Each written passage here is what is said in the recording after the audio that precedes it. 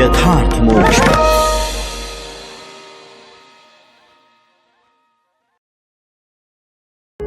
यथार्थ मोक्ष प्रस्तुत कर रहा है अतुल्य संपूर्ण महाभारत। श्री महाभारतम मार्कंडेय समास्या पर 190वां अध्याय।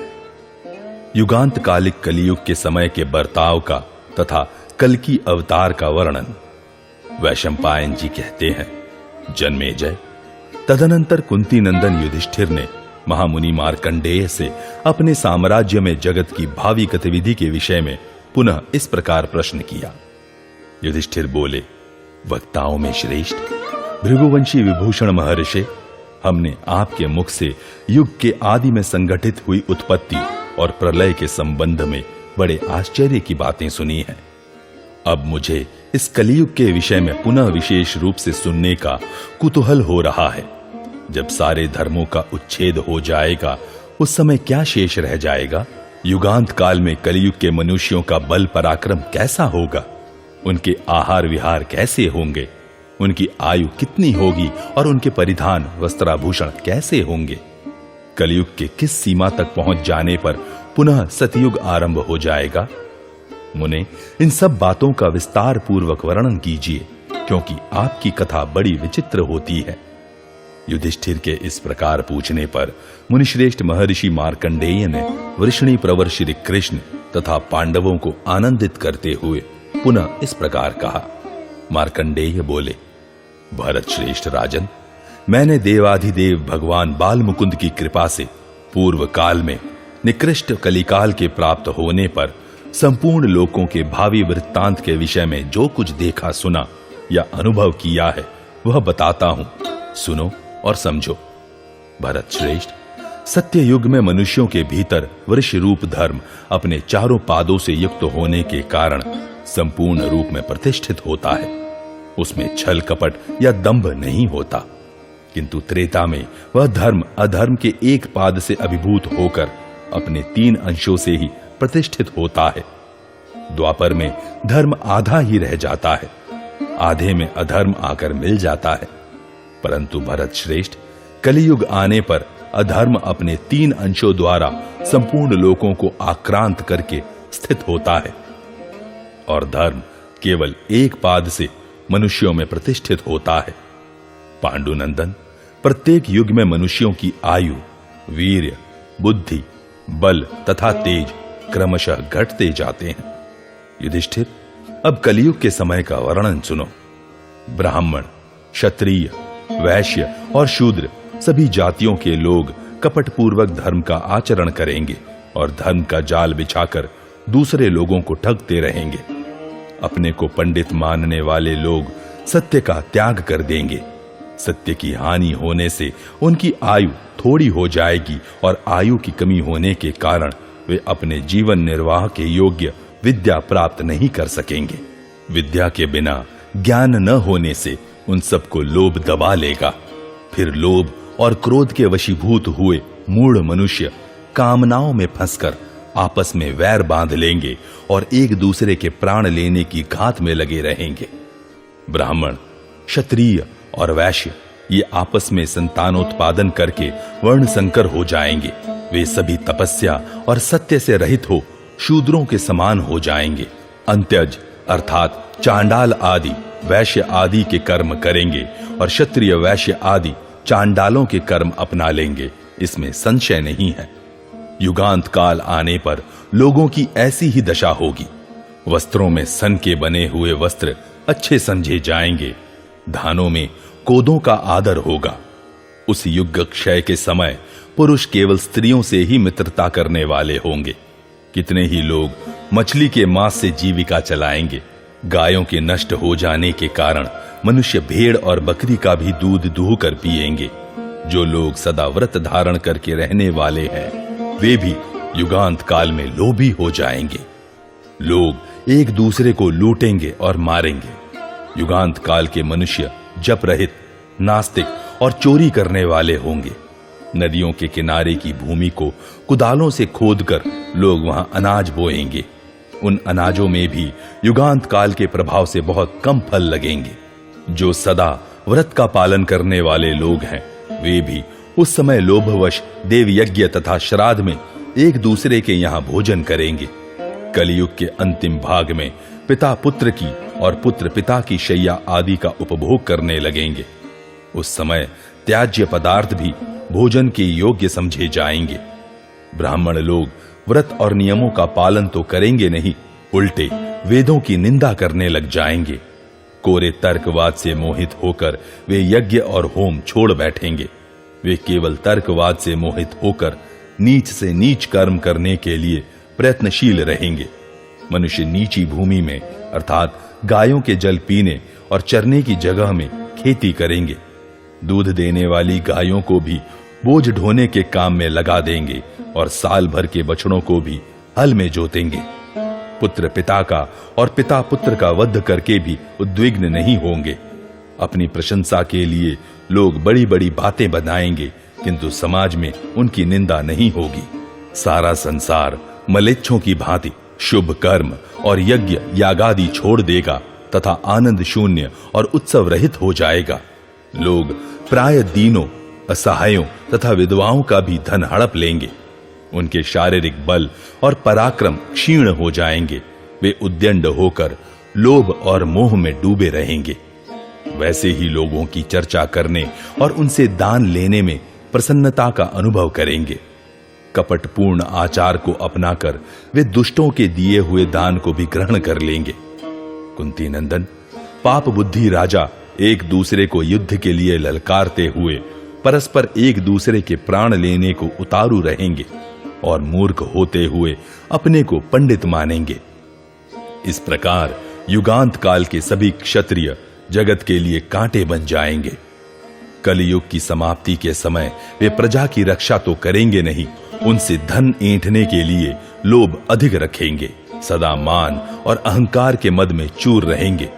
वे केवल प्रजा को दंड देने के कार्य में ही रुचि रखेंगे। भारत, लोग इतने निर्दयी हो जाएंगे कि सज्जन पुरुषों पर भी बार बार आक्रमण करके उनके धन और स्त्रियों का बलपूर्वक उपभोग करेंगे तथा उनके रोने बिलखने पर भी दया नहीं करेंगे। कलियुग का अंत आने पर न तो कोई किसी से कन्या की याचना करेगा और न कोई कन्यादान ही करेगा। उस समय के वर कन्या स्वयं ही एक दूसरे को चुन लेंगे। कलियुग की समाप्ति के समय असंतोषी तथा मूढ़ चित्त राजा भी सब तरह के उपायों से दूसरों के धन का अपहरण करेंगे। उस समय सारा जगत मलेच्छ हो जाएगा, इसमें संशय नहीं है। एक हाथ दूसरे हाथ को लूटेगा। सगा भाई भी भाई के धन को हड़प लेगा। अपने को पंडित मानने वाले मनुष्य संसार में सत्य को मिटा देंगे। बूढ़ों की बुद्धि बालकों जैसी होगी और बालकों की बूढ़ों जैसी। युगांत काल उपस्थित होने पर कायर अपने को शूरवीर मानेंगे और शूरवीर कायरों की भांति विषाद में डूबे रहेंगे। कोई एक दूसरे का विश्वास नहीं करेगा। युग के सब लोग लोभ और मोह में फंसकर भक्ष्य का विचार किए बिना ही एक साथ सम्मिलित होकर भोजन करने लगेंगे। अधर्म बढ़ेगा और धर्म विदा हो जाएगा। नरेश्वर, ब्राह्मण, क्षत्रिय और वैश्यों का नाम भी नहीं रह जाएगा। युगांत काल में सारा विश्व एक वर्ण एक जाति का हो जाएगा। युग क्षय काल में पिता पुत्र के अपराध को क्षमा नहीं करेंगे और पुत्र भी पिता की बात नहीं सहेगा। स्त्रियां अपने पतियों की सेवा छोड़ देंगी। युगांत काल आने पर लोग उन प्रदेशों में चले जाएंगे जहां जौ और गेहूं आदि अनाज अधिक पैदा होते हैं, चाहे वह देश निषिद्ध ही क्यों ना हो। महाराज, युगांत काल आने पर पुरुष और स्त्रियां स्वेच्छाचारी होकर एक दूसरे के कार्य और विचार को नहीं सहेंगे। युधिष्ठिर, उस समय सारा जगत मलेच्छ हो जाएगा। मनुष्य श्राद्ध और यज्ञ कर्मों द्वारा पितरों और देवताओं को संतुष्ट नहीं करेंगे। राजन, उस समय कोई किसी का उपदेश नहीं सुनेगा और न कोई किसी का गुरु ही होगा। सारा जगत अज्ञानमय अंधकार से आच्छादित हो जाएगा। उस समय युगांत काल उपस्थित होने पर लोगों की आयु अधिक से अधिक 16 वर्ष की होगी। उसके बाद वे प्राण त्याग कर देंगे। 5वें या 6ठे वर्ष में स्त्रियां बच्चे पैदा करने लगेंगी और 7-8 वर्ष के पुरुष संतानोत्पादन में प्रवृत्त हो जाएंगे। नृपश्रेष्ठ, युगांत काल आने पर स्त्री अपने पति से और पति अपनी स्त्री से संतुष्ट नहीं होंगे। कलयुग के अंत भाग में लोगों के पास धन थोड़ा रहेगा और लोग दिखावे के लिए साधु वेश धारण करेंगे। हिंसा का जोर बढ़ेगा और कोई किसी को कुछ देने वाला नहीं रहेगा।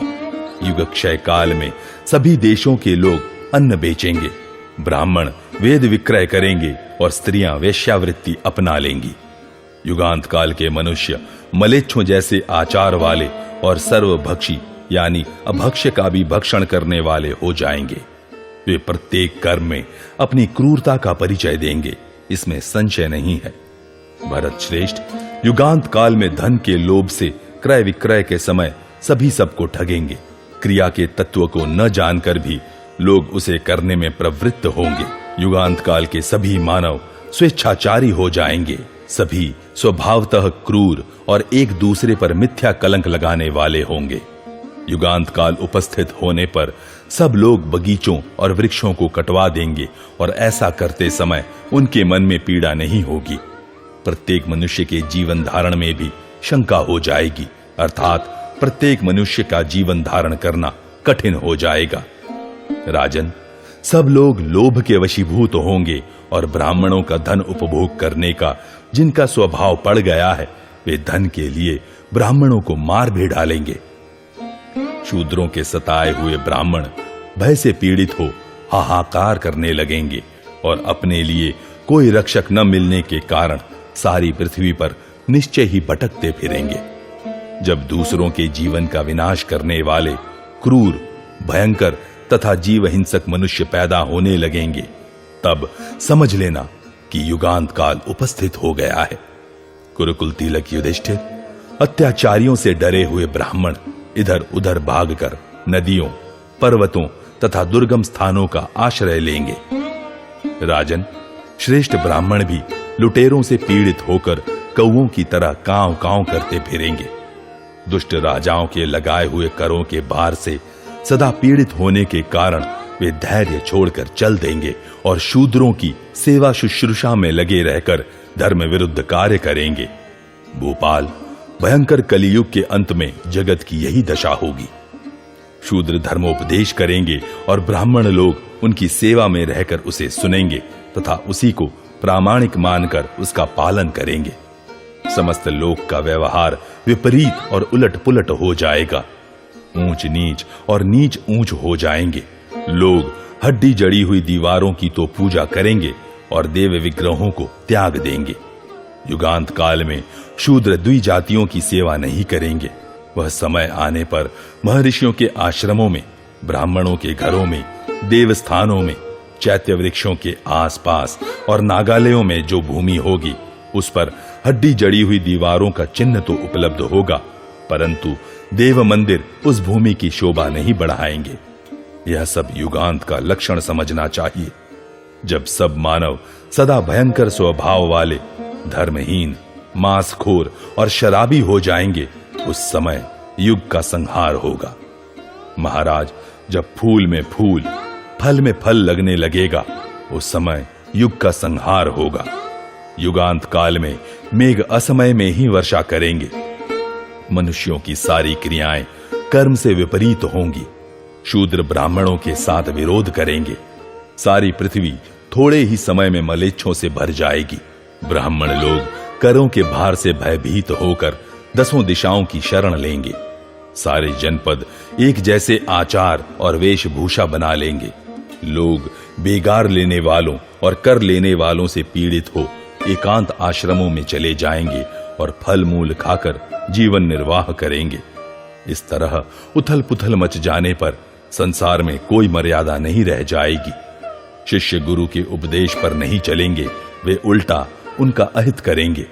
अपने कुल का आचार्य भी यदि निर्धन हो तो उसे निरंतर शिष्यों की डांट फटकार सुननी पड़ेगी।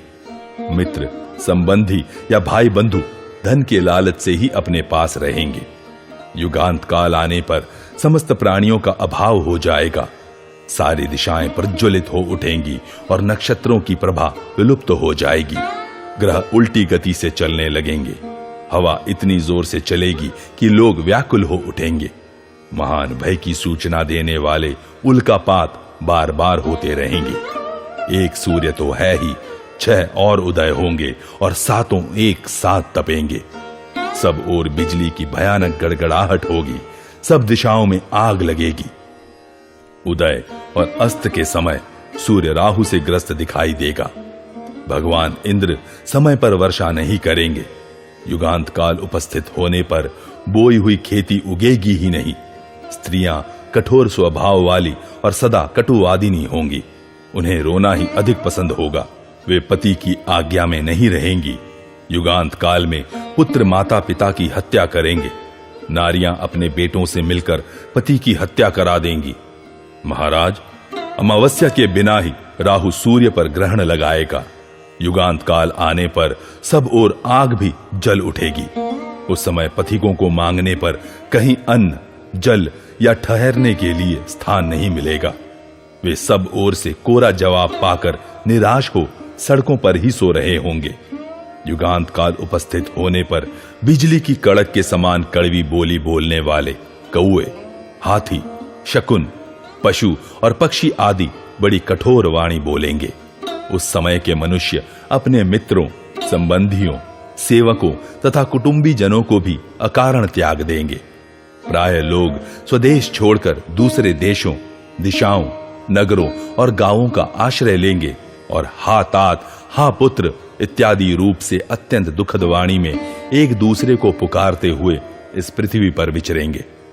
युगांत काल में संसार की यही दशा होगी। उस समय एक ही साथ समस्त लोकों का भयंकर संहार होगा। तदनंतर कालांतर में सत्ययुग का आरंभ होगा और फिर क्रमशः ब्राह्मण आदि वर्ण प्रकट होकर अपने प्रभाव का विस्तार करेंगे। उस समय लोक के अभ्युदय के लिए पुनः अनायास दैव अनुकूल होगा। जब सूर्य, चंद्रमा और बृहस्पति एक साथ पुष्य नक्षत्र एवं तदनुरूप एक राशि कर्क में पदार्पण करेंगे, तब सत्ययुग का प्रारंभ होगा। उस समय मेघ समय पर वर्षा करेगा। नक्षत्र शुभ एवं तेजस्वी हो जाएंगे। ग्रह प्रदक्षिणा भाव से अनुकूल गति का आश्रय ले अपने पथ पर अग्रसर होंगे। उस समय सबका मंगल होगा। देश में सुकाल आ जाएगा।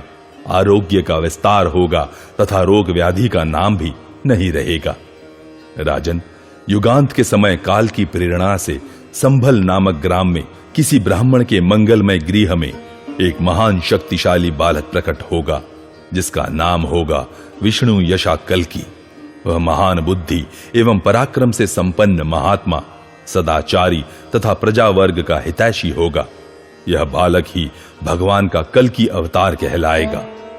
मन के द्वारा चिंतन करते ही उसके पास इच्छानुसार वाहन, अस्त्र शस्त्र, योद्धा और कवच उपस्थित हो जाएंगे। वह धर्म विजयी चक्रवर्ती राजा होगा। वह उदार बुद्धि, तेजस्वी ब्राह्मण दुख से व्याप्त हुए इस जगत को आनंद प्रदान करेगा। कलयुग का अंत करने के लिए ही उसका प्रादुर्भाव होगा। वही संपूर्ण कलयुग का संहार करके नूतन सत्य युग का प्रवर्तक होगा। वह ब्राह्मणों से घिरा हुआ सर्वत्र विचरेगा और भूमंडल में सर्वत्र फैले हुए नीच स्वभाव वाले संपूर्ण मलेच्छों का संहार कर डालेगा। इस प्रकार श्री महाभारत वन पर्व के अंतर्गत मार्कंडेय समास्या पर्व में भविष्य वर्णन विषयक 190वां अध्याय पूरा हुआ। 191वां अध्याय भगवान कल्की के द्वारा सत्ययुग की स्थापना और मार्कंडेय जी का युधिष्ठिर के लिए धर्मोपदेश। मार्कंडेय जी कहते हैं, युधिष्ठिर, उस समय चोर डाकुओं एवं मलेच्छों का विनाश करके भगवान कल्की अश्वमेध नामक महायज्ञ का अनुष्ठान करेंगे और उसमें यह सारी पृथ्वी विधिपूर्वक ब्राह्मणों को दे डालेंगे। उनका यश तथा कर्म सभी परम पावन होंगे। वे ब्रह्मा जी की चलाई हुई मंगलमयी मर्यादाओं की स्थापना करके तपस्या के लिए रमणीय वन में प्रवेश करेंगे। फिर इस जगत के निवासी मनुष्य उनके शील स्वभाव का अनुकरण करेंगे। इस प्रकार सत्य युग में ब्राह्मणों द्वारा दस्यु दल का विनाश हो जाने पर संसार का मंगल होगा। द्विज श्रेष्ठ कल्की सदा दस्यु वध में तत्पर रहकर समस्त भूतल पर विचरते रहेंगे और अपने द्वारा जीते हुए देशों में काले मृग चर्म, शक्ति, त्रिशूल तथा अन्य अस्त्र शस्त्रों की स्थापना करते हुए श्रेष्ठ ब्राह्मणों द्वारा अपनी स्तुति सुनेंगे और स्वयं भी उन ब्राह्मण शिरोमणियों को यथोचित सम्मान देंगे।